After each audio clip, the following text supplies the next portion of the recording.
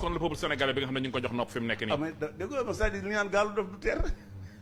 ñan ngay waxal. sénégalais yi ko yëppal. déedéet waaye yow tamit. bien sûr non gaalu dof du teer wala boog du teer fu neex bokk ya non Modou Awa Ndiaye. da nga wax ne lépp Sénégal ànd ñoo seen sago. mais bien sûr non man dama ne gaalu dof du teer. waaw parce que Modou Awa Ndiaye Modou Sénégal jamono ji si wër nga keroog Ousmane Sonko bi mu demee Dakar Arena.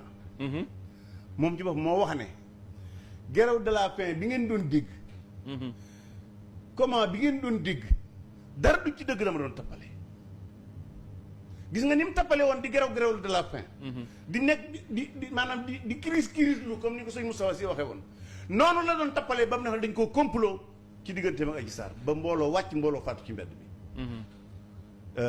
képp koo xam ne ñeme nga nit ku la def lu mel noonu nga jël bulletin xool turam ne ci photo nekk ak turam nga dugal ko ci urne loolu askanu alku rek moo koy def.